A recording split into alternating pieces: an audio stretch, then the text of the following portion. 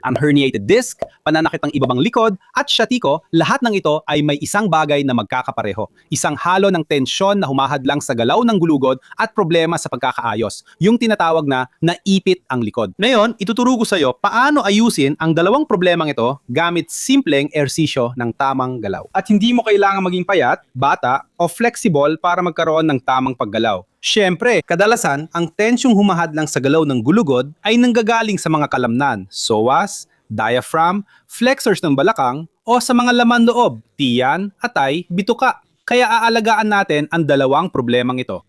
Saglit, aalisin ko lang sapatos ko at apak sa upuan. Practical lang ito, wag magalit si asawa. Simulan sa pag-apak ng paa sa upuan, ilagay ang kamay sa baywang at igalaw ang katawan paabante hanggang maramdaman ang komportableng pag-unat sa harap ng balakang. Mag-ingat, hindi mo kailangang pilitin, ayoko rin na masaktan ka. Ingatan ding hindi umikot ang balakang, kaya may kamay ka sa baywang. Sa posisyong ito ng pag-unat, hihinga ka at ilalabas ang hangin hanggat kaya mo, paulit-ulit sa loob ng 30 segundo. Ulitin mo ito ng 3 beses sa bawat binte. Dito, dinagawa natin ang pag-unat ng lahat ng mga kalamnan na ito, buong magkakaugnay na hanay ng mga kalamnan, sa ligtas na paraan at hindi nakakasakit. Lilipat tayo, magsusuot lang ako ng sapatos, tapos punta na tayo sa mga tensyon sa mga laman loob. Umupo ka sa sofa halimbawa sa parang nasa pagitan ka ng nakaupo at nakahiga sa posisyong komportable para makapag-relax ka, lalo na ang mga abdominal, ang mga kalamnan sa tiyan. Ayos ba? Gawin mong parang shell gamit ang kamay tapos idiin ang bandang kalingkingan sa ibaba ng tiyan. Itataas ko pa ng konti ang damit ko. Oh. Ilalalim mo sa ibaba ng tiyan parang naghuhukay ka ng buhangin sa tabing dagat. Ilalalim mo, hilahin mo ng kaunti papunta sa pusod. Sa posisyong ito, pwede kang manatili rito parang karga mo ang sanggol sa bisig mo. Mga 30 segundo hanggang 1 minuto, pwede mo ring gawin ang galaw ng alon. 'Di ba? Hilahin at bitawan ng dahan-dahan hanggat walang sakit.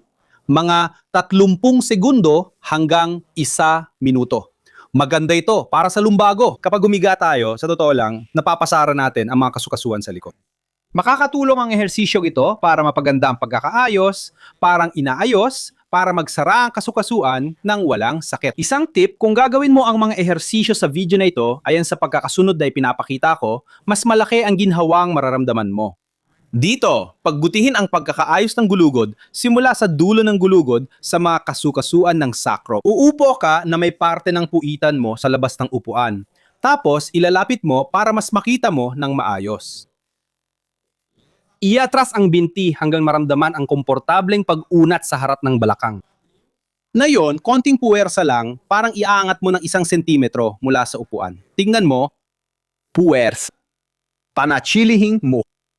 Mag-relax.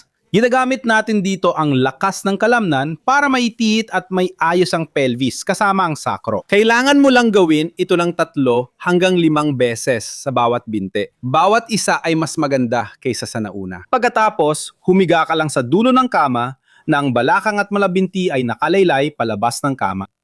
Mag-relax ka. Mararamdaman mong nababawasan ang pressure sa gulugod mo at nababanat ito dahil sa bigat ng mga binti mo at sa paghinga mo. Pansinin mo.